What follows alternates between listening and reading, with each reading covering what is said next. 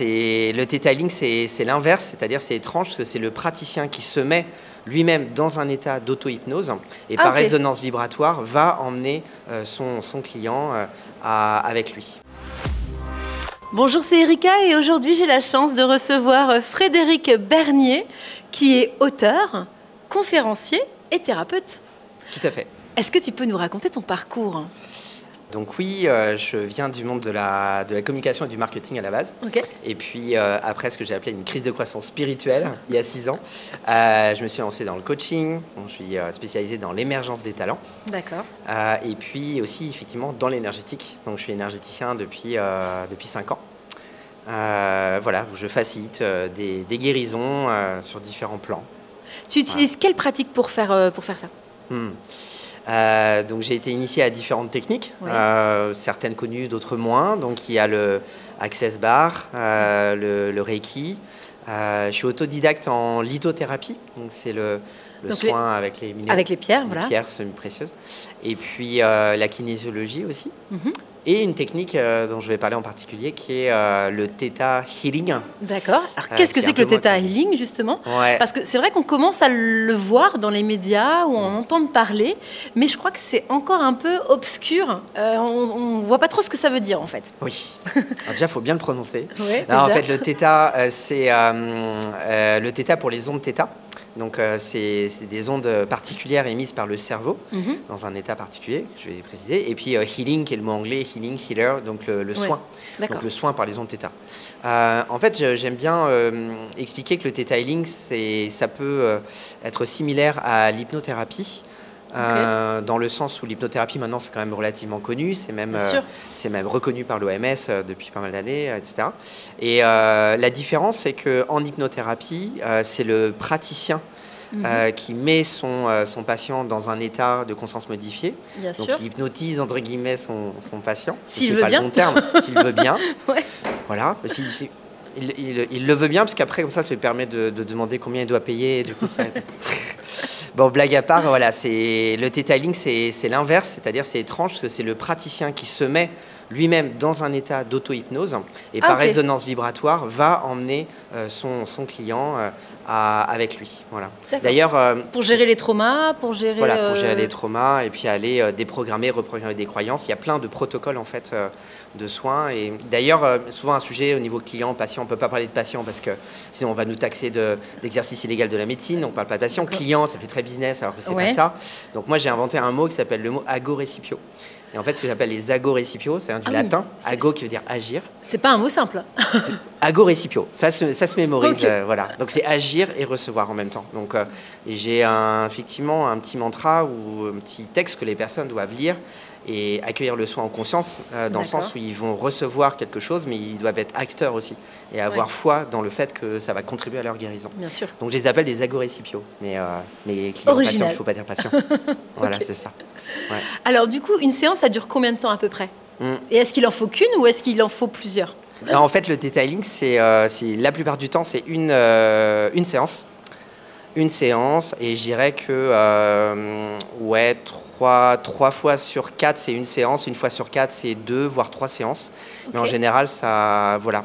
Il y a pas d'effet du tout, ce qui peut arriver, ou il y a un effet qui est soit immédiat, soit dans les 2 semaines qui passent. Ça diffuse quoi. Ça diffuse. En fait, ce que dit Viana Stibal, qui est la fondatrice du Theta Healing, c'est qu'elle a en fait, bon, il y a toute une histoire que je n'aurai pas le temps de raconter, mais en fait, elle s'est auto-guérie d'un cancer de la jambe grâce à ça et qu'elle est canalisée, etc. Et en fait, elle explique très bien dans son livre, et je l'ai constaté de façon empirique à force de faire des soins, au fil de plusieurs dizaines de soins, qu'effectivement, dans un tiers des cas, ça marche pas. Il se passe rien, etc. Il y a plein de raisons de l'expliquer. Alors, soit de façon sceptique, on peut tout à fait nourrir le scepticisme de dire en fait c'est bullshit, ça marche pas, etc. Soit il y a des raisons qui sont très intéressantes, qui peuvent être des raisons psychologiques, des raisons énergétiques, etc. Et en gros, il y a des personnes qui sont réceptives et d'autres vraiment pas. Il y a cet aspect-là, et puis il y a, au-delà de la réceptivité, il y a des personnes pour qui n'ont pas la croyance de guérir. C'est-à-dire que les personnes qui croient qu'elles vont mourir, elles sont persuadées qu'elles vont mourir. Des fois, cette croyance est tellement forte que, quel que soit l'accompagnement qu'on peut proposer, elles auront le dernier mot, puisqu'elles sont actrices de leur propre vie et de leur propre mort. Quoi. Elles s'autoprogramment finalement à ne pas guérir. Quoi. Complètement. Et c'est OK, c'est un choix. Et dans cette vie-là, bah voilà, si on croit à la réincarnation, bah même genre joue encore une prochaine incarnation ou encore une, etc. Dans un tiers des cas, c'est l'inverse. Donc c'est une guérison instantanée. Okay. Et ça, je l'ai vécu et c'est assez fou, en fait, surtout sur des guérisons physiques, sur des cas lourds. Donc c'est impressionnant. Et puis dans un autre tiers des cas, il y a une guérison qui opère, mais qui s'étale, comme tu dis, qui diffuse sur, sur 2 semaines, 2 semaines et demie. Voilà. Alors est-ce que ça agit du coup un peu sur le transgénérationnel ou c'est vraiment sur juste les mots physiques au présent, mais pas forcément avec une cause autre ou ça vient agir un peu plus loin? En fait, ça peut agir sur le plan transgénérationnel. En fait, le Theta Healing agit sur 4 niveaux de croyance. D'accord. Pour faire simple, le premier niveau, ça concerne notre vie là, cette incarnation-là, et donc ça parle de la première couche de l'oignon, donc c'est la façon dont on a été éduqué, élevé par nos parents. Donc déjà rien que ça, je pense c'est lourd. Déjà c'est costaud parce qu'on n'est pas nombreux à avoir eu une enfance idyllique ou etc. Voilà. Pour ma part, ça n'a pas été ça. Ils font de leur mieux, on va dire. Ils font de leur mieux avec toute leur pathologie. C'est ça le parent en fait. Exactement. Non, ils ont fait de leur mieux avec leur parcours, leurs propres blessures, etc. Donc déjà il y a ce bagage qui est assez costaud. C'est comment j'ai été élevé par papa, maman, ou pas élevé, ou aimé, pas aimé, etc. Le conditionnement extérieur finalement. Donc oui, mais dans le côté parental, avec le côté, tu dis à un enfant de moins de 7 ans, enfin, parce qu'à 7 ans révolu, tu lui dis, répète 3 fois, tu es moche, tu es pas beau, c'est intégré pour toute la vie. Derrière, c'est en travaillant sur le subconscient, avec les ondes θ, qu'on peut accéder à ça.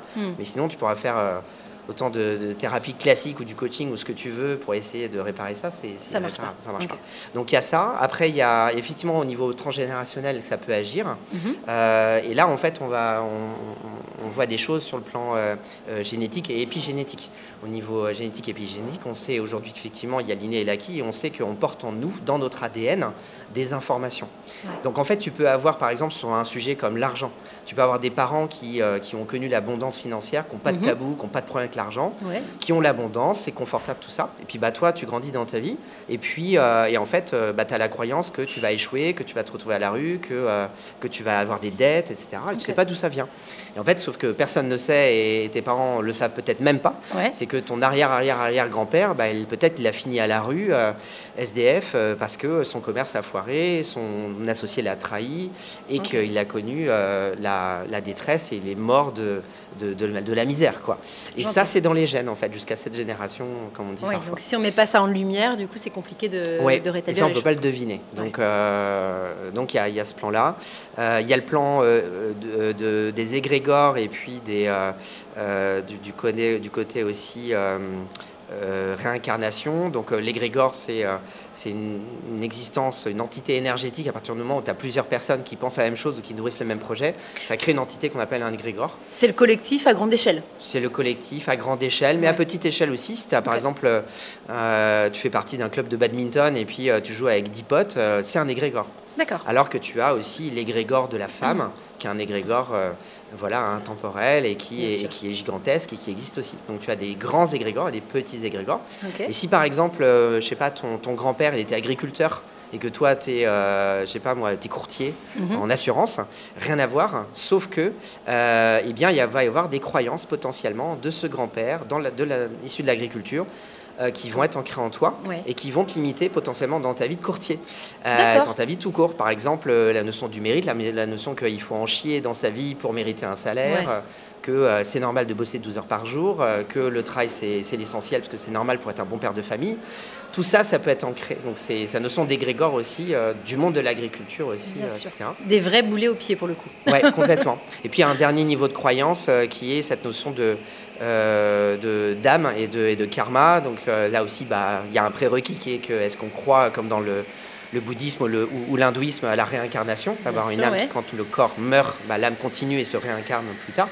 Eh bien en fait, il y a ce qu'on a choisi de vivre, donc le pacte qu'on a signé dans cette incarnation-là, et puis tous les bagages qu'on a de vie antérieure, Donc en gros, souvent, c'est soit on n'a pas compris la leçon la dernière fois, donc on revit la même chose, ou alors on a été un ange dans cette vie-là, et puis par principe de dualité, on va être un enfoiré dans cette vie-là, tu vois, ou l'inverse. Oui, bon. Donc il y a des choses comme ça qu'on... Voilà. Mais ce qui est intéressant, c'est qu'on reste maître de sa vie. Je pense profondément qu'on garde le libre arbitre, et plus on est éveillé et conscient, et plus on peut faire le choix de transformer sa vie, quoi. Et ça peut apporter ça. Un message d'espoir, en tout cas, avec cette thérapie. Je pense qu'on peut avoir espoir. Okay. Ouais, tout à fait.